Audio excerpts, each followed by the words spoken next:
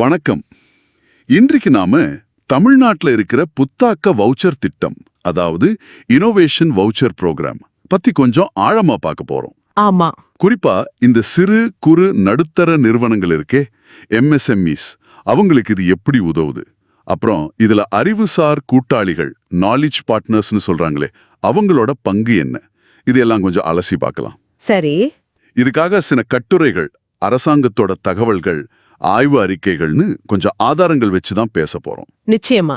பாத்தீங்கன்னா MSMEக்கள் தான் இந்திய பொருளாதாரத்தோட முதுகெலும்புன்னு சொல்றோம். ஆமா.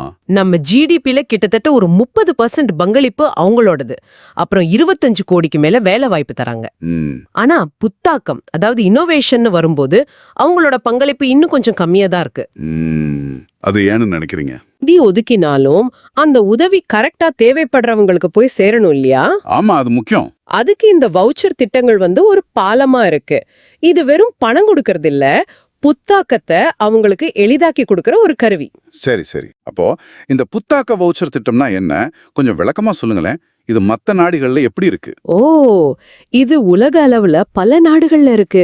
ஐரோப்பிய ஒன்றியம், அயர்லாந்து, சீனா மாதிரி நாடுகள்ல இது நல்ல வெற்றிகரமா செயல்படுது. அப்படியா?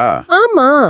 அயர்லாந்துல ஒரு சுவாரஸ்யமான விஷயம் என்னன்னா, அரசாங்கம் முதலீடு செஞ்ச ஒவ்வொரு யூரோவுக்கும் அங்க இருக்கிற நிறுவனங்களோட விற்பனை 8.29 யூரோ அதிகரிச்சிருக்கான். வாவ், 8 மடங்குக்கு மேல. ஆமா. ஆனா இந்த மாதிரி வெற்றியை அப்படியே இங்க கொண்டு வர முடியுமான்னு பார்க்கணும். நம்ம தமிழ்நாட்டு சூழல், இங்க இருக்கிற MSMEகளோட தேவைகள், சந்தை இதெல்லாம் வேற இல்லையா? தொழில் முனைவோர் மேம்பாடு மற்றும் புத்தாக்க நிறுவனம் தான் நடத்துறாங்க. ஓகே. இதோட அடிப்படை நோக்கம் என்னன்னா, MSMEகளுக்கு ஒரு தொழில்நுட்ப உதவி தேவையோ இல்ல அறிவு சார்ந்த உதவி தேவையோ அத பல்கலைக்கழகங்கள், ஆராய்ச்சி நிறுவனங்கள் மாதிரி இருக்கிற அறிவுசார் கூட்டாளிகள் கிட்டேந்து சுலபமா வாங்கிக்கிறதுக்கு உதவுறது தான். அயர்லாந்து புள்ளிவிவரம் ரொம்ப நல்லா இருக்கு. அப்போ தமிழ்நாட்டு திட்டத்தோட சிறப்பம்சங்கள் என்ன? யார் இதுக்கு விண்ணப்பிக்கலாம்? அத பத்தி சொல்லுங்க.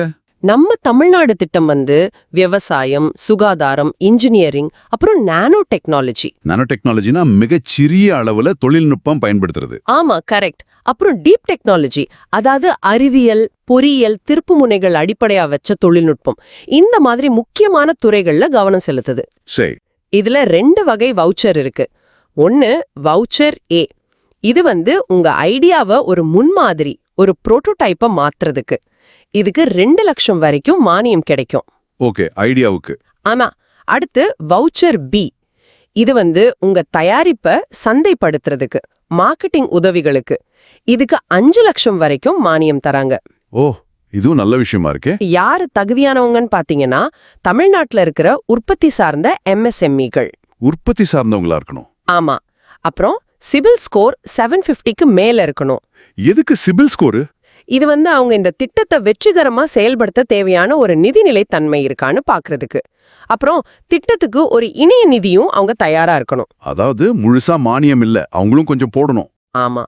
கடைசியா, இதுக்கு முன்னாடி எந்த அறிவுசார் கூட்டாளி கூடயும் அவங்க ஒப்பந்தம் போட்டிருக்க கூடாது. இது புதுசா அந்த உறவை ஆரம்பிக்கிறதுக்கு. இது தெளிவா இருக்கு.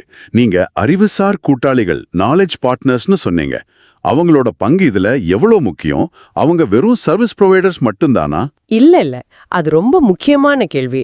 அவங்க வெறும் சேவை வழங்குனர்கள் மட்டும் இல்ல. அவங்க பல்கலைக்கழகங்களா இருக்கலாம், கல்லூரிகளா இருக்கலாம், ஆராய்ச்சி மையங்களா இருக்கலாம். இவங்க தான் MSMEகளுக்கு தேவையான அந்த நிபுணத்துவ ஆலோசனை, டெஸ்டிங் வசதிகள், டெக்னிக்கல் வழிகாட்டுதல் இதெல்லாம் கொடுப்பாங்க. ஓ, அப்படியா? இது MSME, அறிவுசார் கூட்டாளி, அரசாங்கம் 3 இணையற ஒரு ட்ரிபிள் ஹெலிக்ஸ் மாடல்னு சொல்வாங்க. ட்ரிபிள் ஹெலிக்ஸ், 3 இழை மாதிரி. ஆமா. இதுல என்ன பலம்னா, அரசாங்கத்தோட கொள்கை ஆதரவு இருக்கு, கல்வி நிறுவனங்களோட அறிவு வளம் இருக்கு, தொழில்துறையோட நடைமுறை தேவை இருக்கு. இந்த 3 ஒன்னு சேரும்போது புத்தாக்கத்துக்கு ஒரு நல்ல சூழல் உருவாகுது. புரியுது. இதுல முக்கியமா அந்த அறிவுசார் கூட்டாளிகளும் கொஞ்சம் முனைப்பா செயல்படணும். சும்மா இல்லாம MSMEகளோட உண்மையான தேவை என்னன்னு புரிஞ்சுகிட்ட உதவணும். சரி. இப்போ இந்த செயல்முறை எப்படி நடக்கும்? அப்ளை பண்ணதுக்கு அப்புறம் என்ன? அந்த முத்தரப்பு ஒப்பந்தம் பத்தி சொன்னீங்களே, அது நடைமுறையில MSMEகளுக்கு சுலபமா இருக்குமா? நிறுவனம் அப்ளை பண்ணதும் ஒரு ஸ்டியரிங் கமிட்டி அதை பரிசீலனை பண்ணி பரிந்துரை செய்யும். ஓகே. செலக்ட் ஆனா அப்புறம் அந்த நிறுவனம் EDITN, அப்புறம் எந்த அறிவுசார் கூட்டாளியோ இவங்க 3 பேருக்கும் நடுவுல ஒரு முத்தரப்பு ஒப்பந்தம் கையெழுத்தாகும். ம் இது ஒரு ₹100 ஸ்டாம்ப் பேப்பர்ல இருக்கணும்.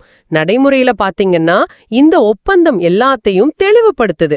யாருக்கு என்ன பொறுப்போ என்ன செய்யணும்னு வரையறுக்குது. சரி, அது நல்லதுதான். பணம் எப்படி வரும்னா, முதல் தவணையா 50% மானியம் அந்த அக்ரிமெண்ட் சைன் பண்ண உடனேயே கொடுத்துடுவாங்க. ஓ, ஆரம்பத்திலேயே பாதி கிடைச்சிடும். ஆமா, மீதி 50% அவங்க ஒரு ரிப்போர்ட் சப்மிட் பண்ணதுக்கு அப்புறம் கிடைக்கும். இந்த மொத்த திட்டத்தோட காலம் பொதுவா ஒரு 12 மாசம் வரைக்கும் இருக்கலாம். 1 வருஷம். சரி, இப்போ இந்த திட்டத்தோட தாக்கம், இதோட வெற்றி, இதை எப்படி அளவிடுறாங்க? சும்மா பணம் கொடுத்தாங்களா இல்லையான்னு மட்டுமா பாப்பாங்க?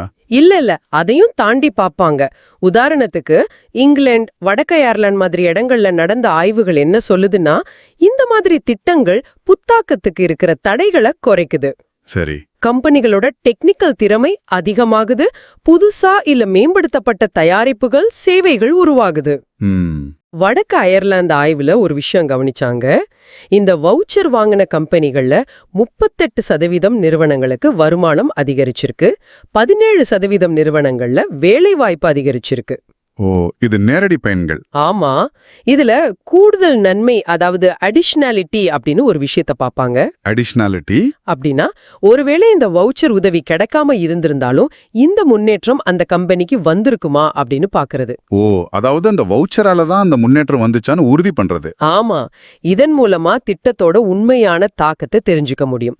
பெரும்பாலும் இந்த வவுச்சர்கள் ஒரு குறிப்பிடத்தக்க நல்ல தாக்கத்தை ஏற்படுத்துதுன்னு தான் தெரிய வருது. ஒரு சின்ன உதாரணம் சொல்ல முடியுமா? நம்ம ஊர்ல எப்படி பயன்படும்னு? நிச்சயமா.